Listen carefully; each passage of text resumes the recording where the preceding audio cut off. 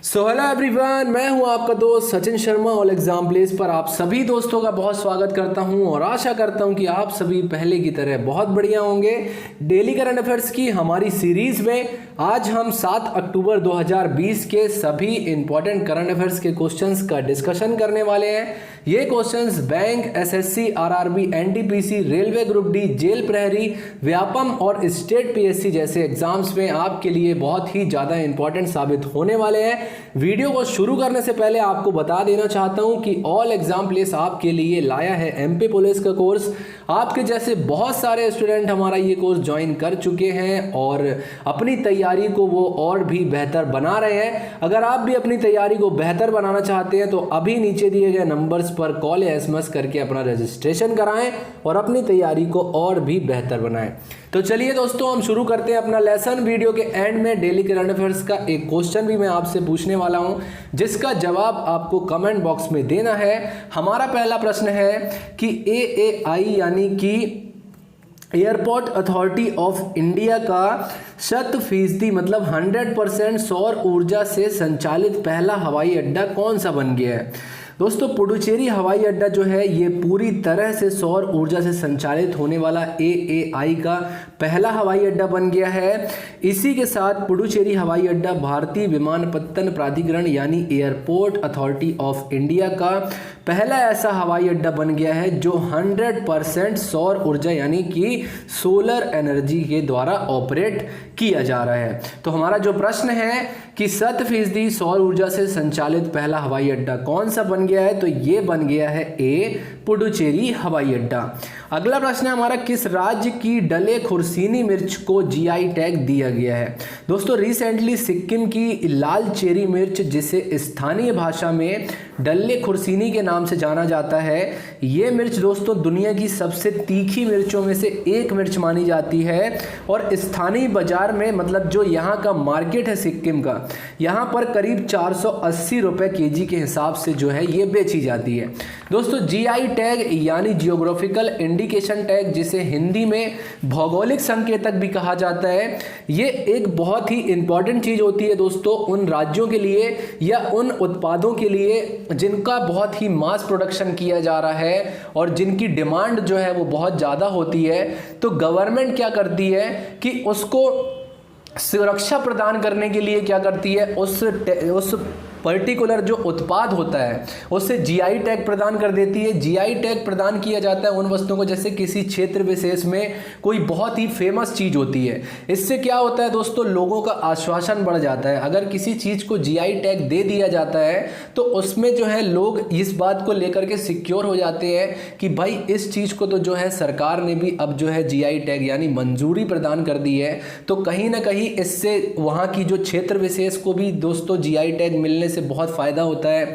कई बार जो लोग जो होते हैं जब वो किसी स्थानीय जगह पर घूमने के लिए जाते हैं और उन्हें पता चलता है कि यहाँ पर ऐसी चीज, जैसे हमारे यहाँ चंदेरी की जो साड़ियाँ हैं मध्य प्रदेश में, इसे जीआई टैग मिला हुआ है, तो लोग इससे आकर्षित भी होते हैं। इसके अलावा हमारे मध्य प्रदेश की बात करें दोस्तों, तो हमारे मध्य प्रदेश में झाबुआ का जो कड़कनाथ मुर्गा है, इसे भी जो है जीआई टैग दिया गया है। तो जीआई टैग जो होता है दोस्तों, ये किसी क्षेत्र विशेष में उत्पादित होने वाली किसी विशेष वस्तु को जो है उसके लिए दिया जाता है।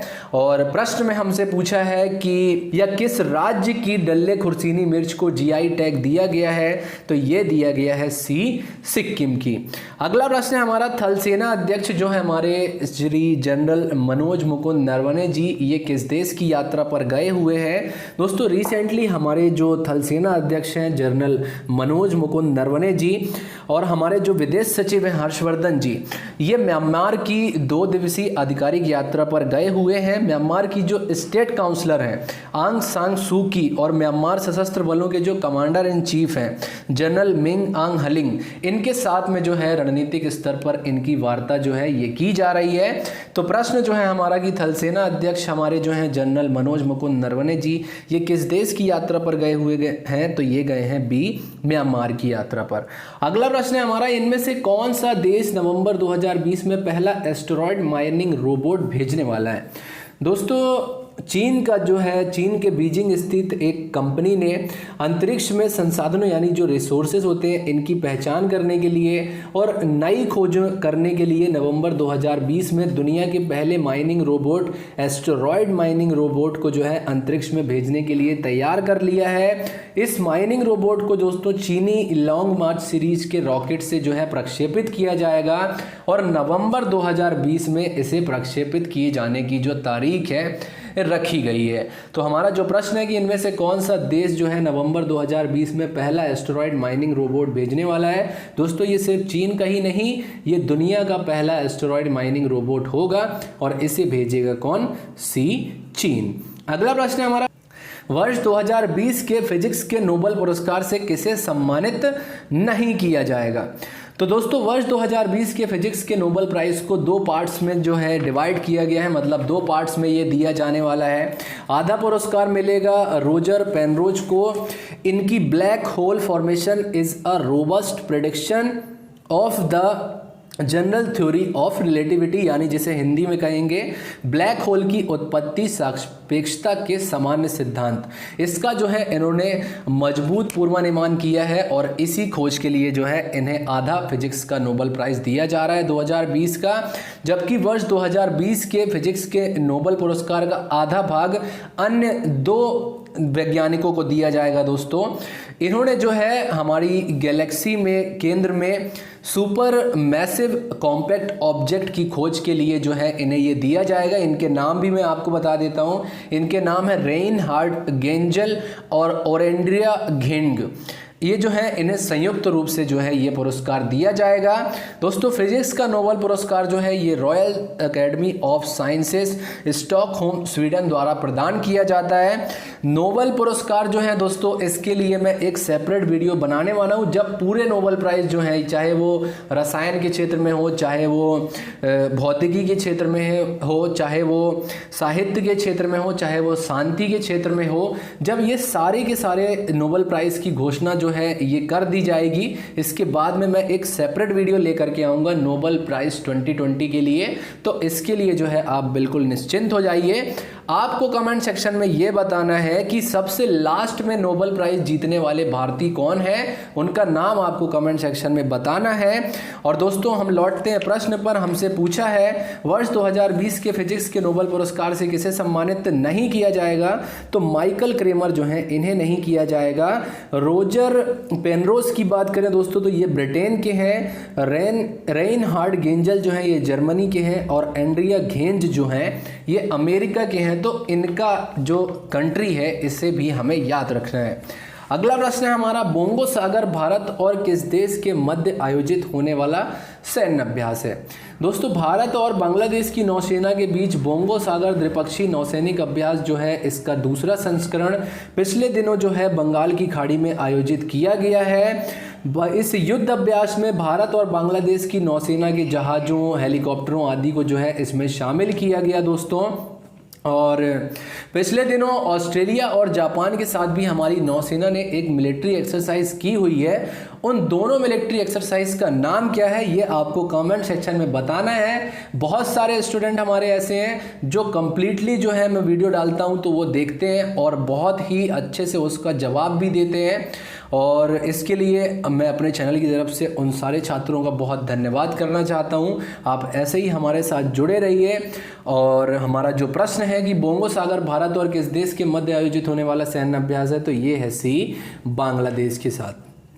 लास्ट वीडियो में मैंने आपसे क्वेश्चन पूछा था कि ब्रह्मोस सुपरसोनिक मिसाइल का सफल परीक्षण किस स्थान से किया गया है। तो दोस्तों ब्रह्मोस जो सुपरसोनिक मिसाइल है इसका सफल परीक्षण पिछले दिनों प्रायोगिक परीक्षण जो है ये बालासोर से किया गया है। हम जो है हर कुछ महीनों के अंदर दोस्तों कोई ना कोई जो मिलिट्री इक्विपमेंट होते हैं इनको जो है टेस्ट करते रहते हैं। और इस बार जब हमने ब्रह्मोस सुपरसोनिक क्रूज मिसाइल का टेस्ट किया है, इसकी मारक क्षमता 290 किलोमीटर की थी, अब जो है ये बढ़कर 400 किलोमीटर हो गई है। तो इसे भी जो है हमें याद रखना है।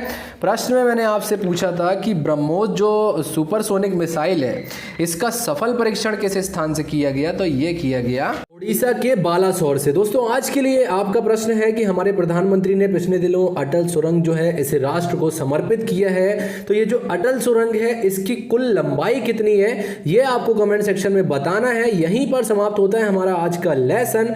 उम्मीद करता हूं डेली करंट अफेयर्स की हमारी ये सीरीज आपको काफी पसंद आ रही होगी। अगर आप हमारे चैनल पर नए हैं और अभी तक आपने हमारे इस चैनल को सब्सक्राइब नहीं किया है तो अभी इस चैनल को सब्सक्राइब करें, वीडियो को लाइक करें, ज्यादा से ज्यादा दोस्तों से शेयर करें और अगर आप चाहें तो मुझे इंस्टाग्राम पर भी फॉलो कर सकते हैं। और जिन छात्रों ने हमारे इस चैनल को सब्सक्राइब कर दिया है उन सभी छात्रों का मैं हृदय से धन्यवाद करता हूं। आपसे मिलेंगे अपने अगले वीडियो में, तब तक के लिए नमस्कार, जय हिंद, जय Bharat and thanks for watching this video.